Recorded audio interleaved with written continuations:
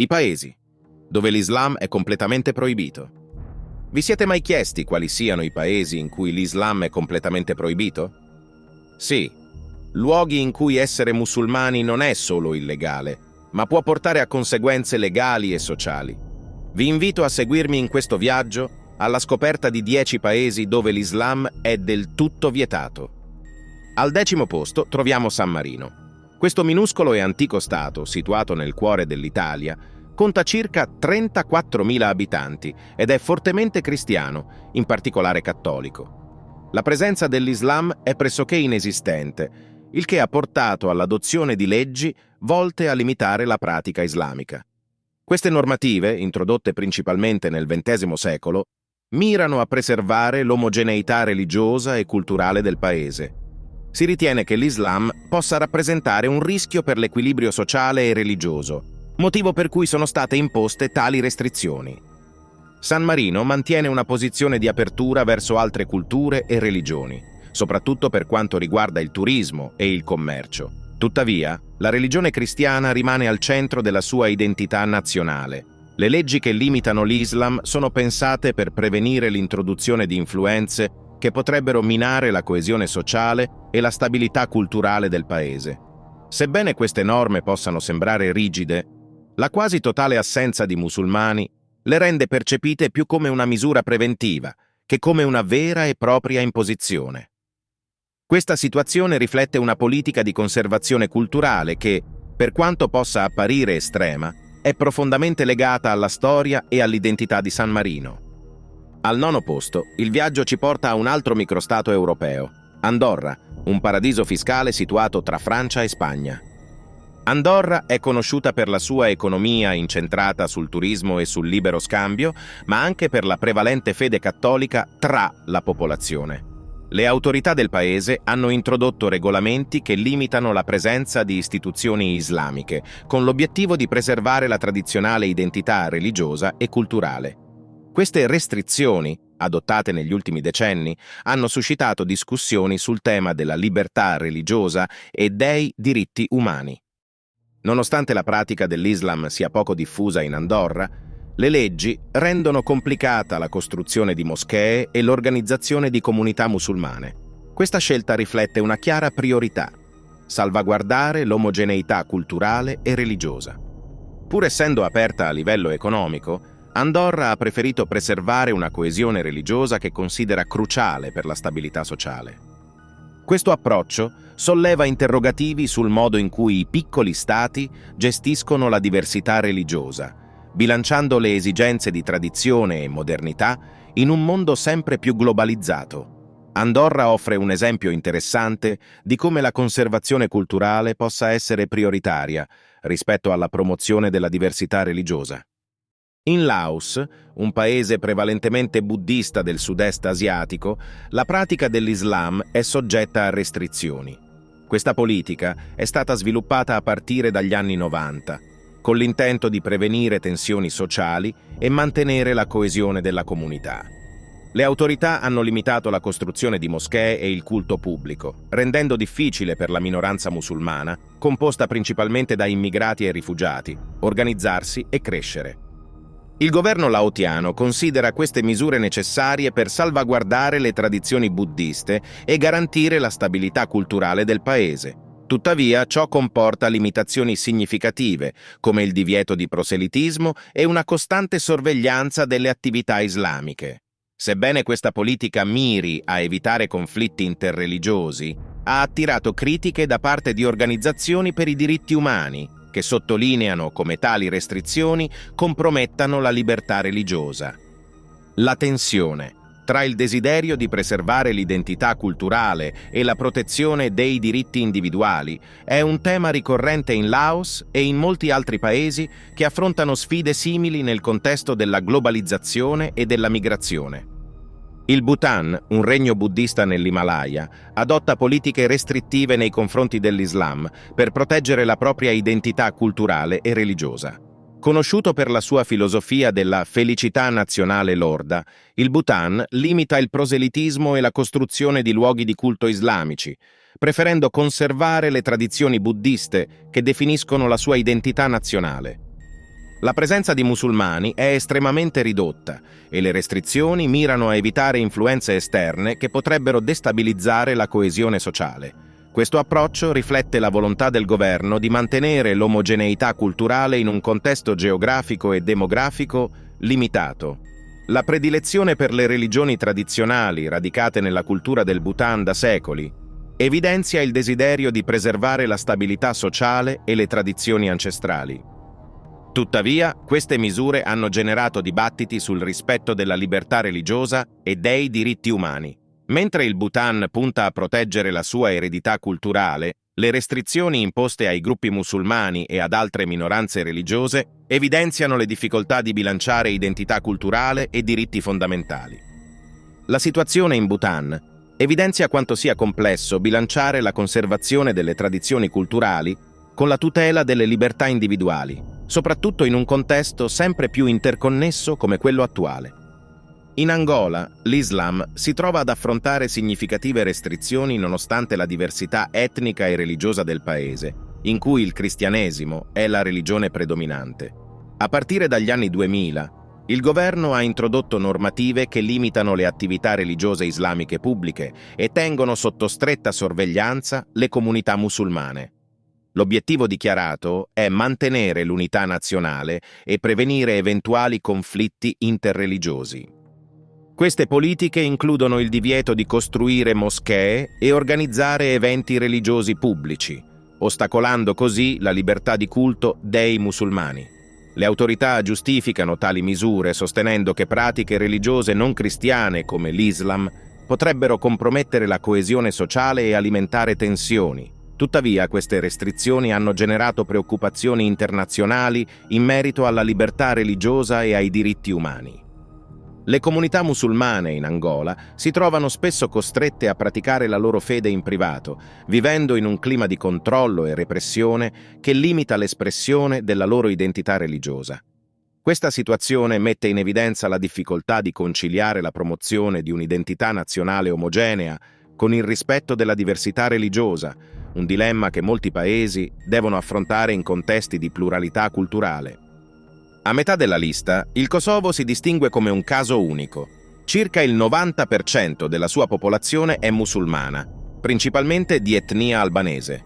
Questa predominanza religiosa affonda le sue radici nella storia della regione, un argomento che verrà approfondito alla fine del testo. Il Myanmar, un paese caratterizzato da una grande diversità etnica e religiosa, ha visto emergere tensioni significative legate alla pratica dell'Islam, in particolare per quanto riguarda la minoranza Rohingya. Questa comunità, prevalentemente musulmana, è stata oggetto di persecuzioni sistematiche e di esclusione sociale, soprattutto a partire dagli anni 2000, quando il governo ha imposto severe restrizioni alla pratica dell'Islam. Le politiche governative hanno incluso la distruzione di moschee, il divieto di pratiche religiose pubbliche e una sorveglianza costante sulle attività dei musulmani. La mancanza di riconoscimento ufficiale dei Rohingya come minoranza etnica ha aggravato ulteriormente la loro condizione, portando a sfollamenti forzati, violenze e una devastante crisi umanitaria. Questa situazione ha attirato l'attenzione internazionale, sollevando gravi preoccupazioni per i diritti umani e la libertà religiosa. Il conflitto ha anche avuto ripercussioni sulla stabilità regionale, contribuendo a tensioni tra il Myanmar e i paesi vicini. Il caso del Myanmar dimostra come l'intolleranza religiosa possa degenerare in gravi crisi umanitarie, mettendo in evidenza la fragilità dei diritti umani in contesti segnati da divisioni etniche e nazionalismo esasperato. L'Eritrea, situata nel Corno d'Africa, rappresenta un ulteriore esempio di paese in cui la pratica dell'Islam è soggetta a severe restrizioni, nonostante la presenza di una consistente popolazione musulmana. Fin dall'indipendenza ottenuta nel 1993, il governo eritreo ha adottato un regime autoritario che limita fortemente la libertà religiosa, soprattutto per i non cristiani. Le norme imposte includono il divieto di costruire moschee senza l'approvazione statale e un rigoroso monitoraggio delle attività religiose. Solo le organizzazioni religiose riconosciute dal governo e allineate ai suoi interessi sono autorizzate a operare, riflettendo una strategia di controllo delle pratiche religiose per garantire la stabilità sociale e politica. Queste restrizioni hanno creato un ambiente di paura e persecuzione per i musulmani, che si trovano ad affrontare gravi difficoltà nel mantenere le loro tradizioni religiose. Qualsiasi pratica non conforme alle norme stabilite dal governo può comportare pesanti sanzioni. La situazione in Eritrea sottolinea l'importanza della libertà religiosa come diritto fondamentale e la necessità di proteggerla da politiche repressive. Inoltre, l'imposizione di un'omogeneità religiosa ha avuto un impatto negativo sulla coesione sociale e sulla diversità culturale, alimentando tensioni tra i vari gruppi etnici e religiosi. Questo clima di segregazione e sfiducia mostra come l'intolleranza religiosa possa minare non solo i diritti umani, ma anche la stabilità sociale. Nella regione dello Xinjiang, in Cina, si osserva una grave crisi legata alla repressione dell'Islam, soprattutto contro la minoranza musulmana degli Uiguri.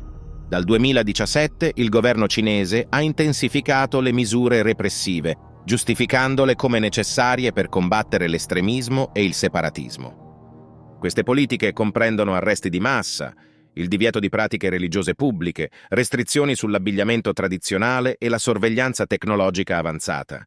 Inoltre, centinaia di migliaia di uiguri sarebbero stati detenuti in centri di rieducazione senza processo, subendo presunte violazioni dei diritti umani, come torture e sparizioni forzate.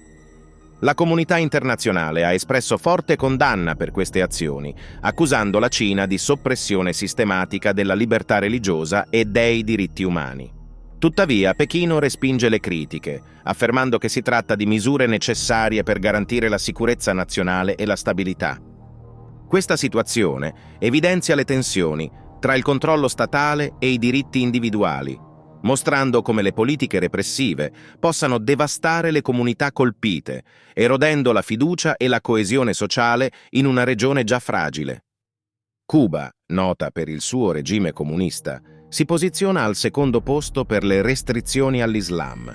Sebbene non vi sia un divieto esplicito, le politiche del governo limitano significativamente la pratica pubblica della fede islamica. Dal 1959, con l'avvento della rivoluzione, il governo cubano ha promosso l'ateismo di Stato, limitando la libertà religiosa e ostacolando la costruzione di moschee e l'organizzazione di comunità musulmane. Questa situazione ha reso difficile per i musulmani praticare apertamente la loro fede, spingendoli spesso a farlo in privato. La mancanza di infrastrutture islamiche e la stretta sorveglianza da parte dello Stato hanno impedito alla comunità musulmana di svilupparsi pienamente, riflettendo il desiderio del governo di mantenere il controllo su tutte le pratiche religiose. La situazione a Cuba mette in luce come le politiche restrittive possano soffocare la libertà di culto, ostacolando il pluralismo e la diversità culturale. La scarsa visibilità e il mancato riconoscimento della comunità musulmana a Cuba sono conseguenze della mancanza di manifestazioni pubbliche che possano attirare l'attenzione delle autorità. Questo ha limitato la capacità della comunità di influenzare la vita culturale e religiosa del paese.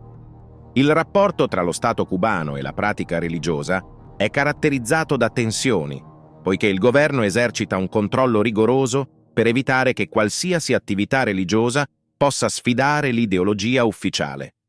Tale approccio ha avuto un impatto negativo sulla libertà religiosa e sui diritti umani delle comunità che non si allineano con le politiche dello Stato, inclusi i musulmani. La situazione a Cuba mette in evidenza le difficoltà che derivano dall'adozione di una politica di controllo religioso, in un contesto in cui la diversità culturale e religiosa è percepita come una minaccia alla coesione ideologica. Al vertice della lista dei paesi con le restrizioni più severe alla pratica dell'Islam si trova la Corea del Nord. In questo stato, noto per il suo isolamento e il regime totalitario, la pratica dell'Islam è completamente vietata. Il culto del leader dello Stato è imposto come unica forma di fede accettata. Le altre religioni, incluso l'Islam, sono oggetto di una repressione estrema, che prevede punizioni durissime, come lavori forzati e la pena di morte, per chiunque venga sorpreso a praticarle. In Corea del Nord, la libertà civile è inesistente e la sorveglianza pervasiva rende impossibile qualsiasi espressione religiosa non autorizzata. Lo Stato esercita un controllo completo sulle manifestazioni religiose, eliminando ogni forma di dissenso e proteggendo l'egemonia del regime. Le comunità religiose sono sottoposte a costante supervisione e ogni deviazione dalle norme può portare a persecuzioni. Questa repressione riflette l'obiettivo del regime nordcoreano di mantenere un controllo assoluto sulla popolazione. La mancanza di libertà religiosa colpisce non solo i musulmani, ma chiunque pratichi una fede non conforme all'ideologia ufficiale. Riguardo al Kosovo, l'Islam è profondamente radicato nella sua identità culturale e religiosa, risultato di secoli di influenza dell'impero ottomano, che dominò la regione dal XIV al XX secolo. Durante questo periodo, l'Islam si affermò come religione principale attraverso conversioni e l'integrazione culturale. Oggi, nonostante le sfide geopolitiche, la comunità musulmana rimane un elemento essenziale del tessuto sociale del Kosovo. In sintesi, abbiamo esplorato 10 paesi dove la pratica dell'Islam è fortemente limitata o vietata, ognuno con dinamiche uniche influenzate da fattori politici, culturali e sociali. Questi esempi mostrano come la repressione religiosa non solo limiti le libertà individuali, ma influisca anche sulla stabilità sociale e sulla coesione culturale delle nazioni. È fondamentale comprendere il contesto di queste restrizioni per affrontare le complesse sfide legate alla libertà religiosa e ai diritti umani nel mondo.